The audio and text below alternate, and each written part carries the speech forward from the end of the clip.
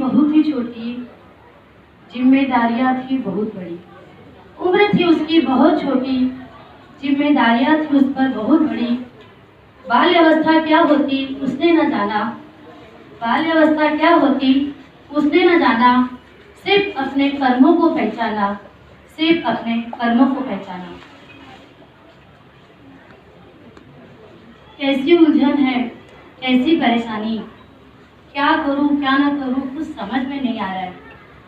एक तरफ मम्मी बीमार है, एक तरफ भाई बहन छोटे छोटे हैं, और दूसरी तरफ घर का सारा काम। और पापा ने स्कूल जाने को भी मना किया है। क्या करूं? लेकिन अगर उम्र का ये दौर एक बार मेरे जीवन से निकल गया तो मैं तो कुछ ना कर पाऊंगी, और मेरे करियर का क्या होगा? पुष्पा, बहुत परेशान लग रही हो, क्या हुआ? कुछ नहीं मम्मी, बस ऐसे। नहीं बताओ, कुछ तो हुआ है, तुम्हारा चेहरा बता रहा है कि तुम बहुत अपसेट हो। नहीं मम्मी, कुछ नहीं, ऐसे नहीं। अगर कोई परेशानी हो तो बता दो। हाँ, पापा ने स्कूल जाने के लिए मना किया है। क्या करूं? कुछ समझ में नहीं, कुछ समझ नहीं है। मैं कर पाऊंगी?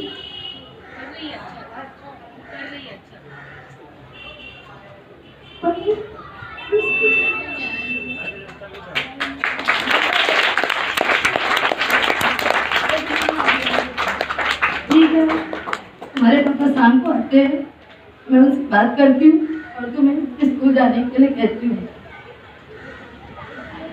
पुष्पा स्कूल जाना चाहती है तो उसे स्कूल भेजो, क्यों रोक रहे हो? अगर मैंने उसे स्कूल भेजा तो घर का काम कौन करेगा? इन छोटे छोटे भाई बहनों को कौन संभालेगा? तो तुम्हारी सेवा कौन करेगा? अरे वो कह रही है ना कि वो सब कुछ कर लेगी, तो उसे एक मौका दो, उसे करने दो। उसे जब हम एक मौका देंगे तभी तो पता चलेगा कि हाँ वो कर सकती है कि नहीं। शाम को पापा घर आए, मैं पापा के पास गई और बोली, पापा मुझे स्कूल जाना है, मुझे भी पढ़ने दो, मुझे भी अपना करियर बनाना है। मैंने कहा ना स्कूल नहीं जाने तुमको, घर में बैठो, दिखाई नहीं देता? तुम्हारी मम्मी बीमार है, तुम्हारे भाई बहन छोटे छोटे हैं, और तुम्हारा जो काम है सिर्फ घर के लिए, बाहर नहीं जाना। घर की परिस्थिति ऐसी नहीं कि तुम पढ़ सकती हो, तुम घर में रहो। नहीं पापा, ऐसे मत करो, मुझे स्कूल जाना है, मुझे स्कूल जाने दो। अगर ये उम्र निकल गई तो मैं कुछ नहीं कर पाऊंगी, और मैं क्या कहूँ? ईश्वर ने मुझे किस हाल पे बना के छोड़ा है, ये उम्र मत निकलने दो। बहुत कन्विंस करने पे पापा तैयार हुए, बोले ठीक है मैं तुम्हें स्कूल भेज रहा हूँ, लेकिन एक शर्त है, जब भी मैं घर आऊँगा तो मुझे घर में एक भी काम अस्त व्यस्त नहीं चाहिए। सारी जिम्मेदारी अगर तुम निभाने के लिए तैयार हो तो ही तुम स्कूल जाओगी, नहीं तो स्कूल नहीं जाओगी। तुम्हारी मम्मी की देखभाल करना है, छोटे भाई बहन को संभालना है, और घर का सारा काम करना है। मैंने पापा से कहा ठीक है मैं सब करूँगी, सिर्फ आप मुझे एक मौका दीजिए स्कूल जाने का। पापा तैयार हो गए, मैं स्कूल जाने लगी।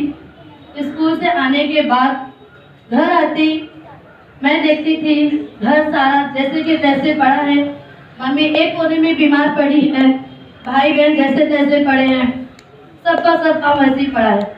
आते ही बीमार मम्मी के पास में गई, मम्मी कैसी है तबीयत? मम्मी ने कहा बेटा पहले एक गिलास पानी दे दे। पानी दे दिया, मम्मी पानी पी।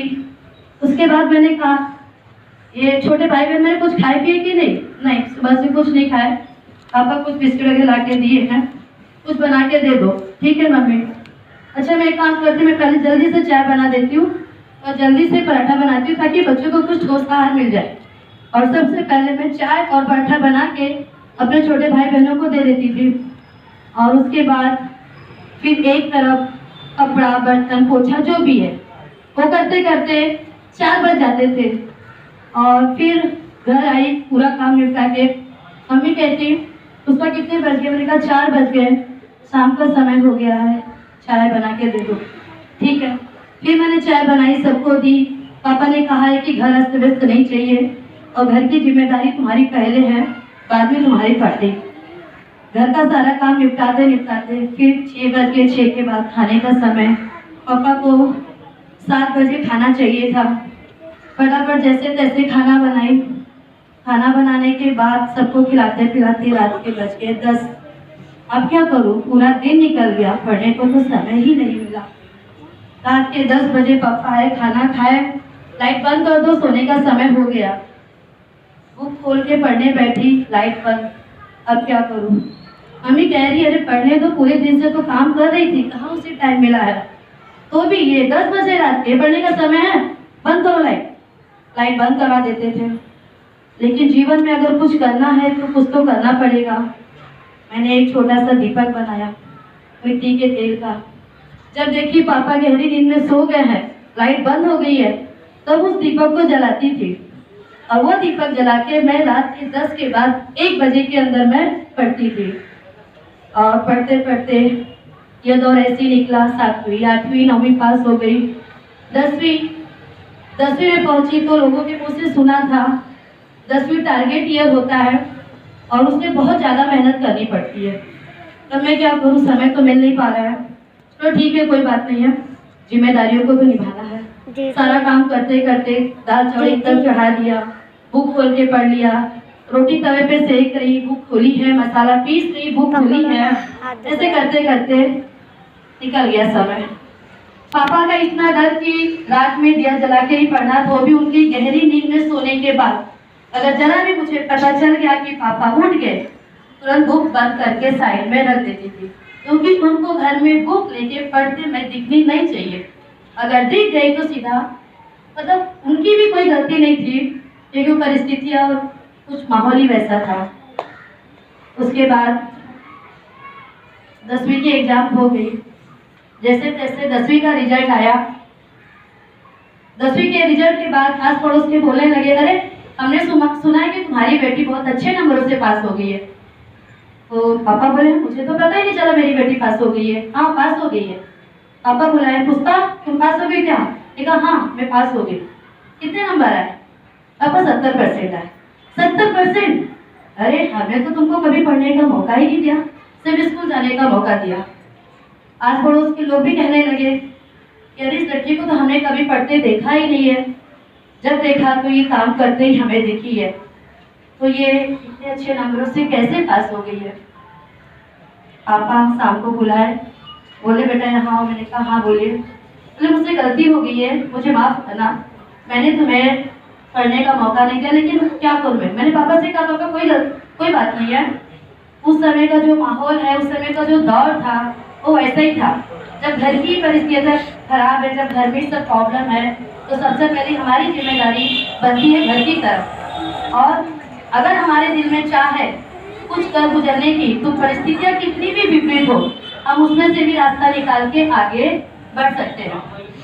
और फिर पापा बहुत खुश हुए और बोले बेटा अब तुम जितना पढ़ोगी मैं तुम्हें पढ़ाऊंगा, तुम्हारी पढ़ाई कभी नहीं रुकूंगा। मैंने कहा बहुत अच्छी बात, मुझे पापा से आपके प्यार और विश्वास की जरूरत थी जो मुझे मिला, और मैं अपने जीवन के अपने कैरियर की पहली सीढ़ी चढ़ गई। Thank you. और कुछ नहीं।